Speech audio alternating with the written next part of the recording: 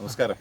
ഈ തേനീച്ച, നമ്മൾ ഈ പഴവർക്ക കൃഷി ചെയ്യുന്ന ആളുകൾ തേനീച്ച നിർബന്ധമായിട്ട് നമ്മൾ ഒരേ ഏക്കറിൽ മിനിമം ഒരു 3 ബോക്സെങ്കിലും വെച്ച് കഴിഞ്ഞാൽ നമുക്ക് അതിൻ്റെ ഗുണം വളരെ നല്ലതാണ്. എന്നുവെച്ചാൽ പോളിനേഷൻ നടന്നു കഴിഞ്ഞാൽ നമുക്ക് കൂടുതൽ ഈൽഡ് കിട്ടും.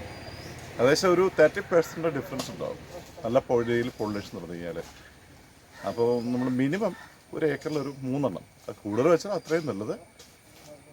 ഇതിൻ്റെ അകത്ത് നമുക്ക് 2 ഗുണമുണ്ട്. ഒന്ന്, ഈൽഡ് കൂടുതൽ കിട്ടും, അതുപോലെ തന്നെ തേനും കിട്ടും. ഒരു ഡിസംബർ തൊട്ട് ഒരു മാർച്ച് വരെയുള്ള പീരീഡിൽ നന്നായിട്ട് തേൻ കിട്ടും.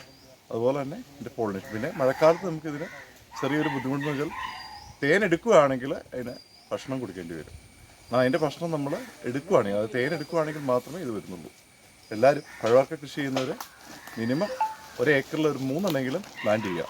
പിന്നെ നല്ല രീതിയിൽ സംരക്ഷിച്ചാൽ അതിൽ നിന്ന് നല്ലൊരു വരുമാനവും ലഭിക്കും. നമ്മളിവിടെ സ്റ്റാൻഡുകളെല്ലാം ഇങ്ങനെ ഉറപ്പിച്ചു. അത് കാണാൻ ഇതാണ്ട് ഇവിടെ എല്ലാം സ്റ്റാൻഡുകൾ വെച്ചിട്ടുണ്ട്. നമ്മളിതാണ്ട് ഇവിടെ എല്ലാം വെച്ചിട്ടുണ്ട്.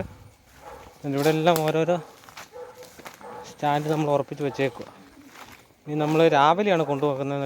അതുകൊണ്ട് നമുക്കിനി പെട്ടി ഇനി ഇതിൻ്റെ അടുത്ത് കൊണ്ട് വെച്ചിട്ട് വേണം തുറക്കാൻ. അപ്പം നമ്മൾ രാവിലെ കൊണ്ടുവന്നതുകൊണ്ട് അങ്ങനത്തെ കുറേ കേസ് നമ്മൾ ശ്രദ്ധിക്കണം. പെട്ടി ഇതിൻ്റെ അടി കൊണ്ട് വെച്ചിട്ട് വേണം തുറന്ന് നമ്മൾ പെട്ടി സ്റ്റാൻഡിൽ വെക്കാൻ. അപ്പോൾ നമ്മൾ ഇവിടെ നമ്മൾ ഓരോരോ സ്റ്റാൻഡിൻ്റെ അടുത്ത് ഓരോരോ പെട്ടികൾ കൊണ്ട് വെച്ച് തുടങ്ങിയിട്ടുണ്ട്. അപ്പോൾ ഇനി നമ്മളിത് അഴിച്ചിട്ട് നമ്മളിവിടെ എങ്ങനെയാണ് ഇത് വെക്കുന്നതെന്ന് കാണിച്ചു തരാം.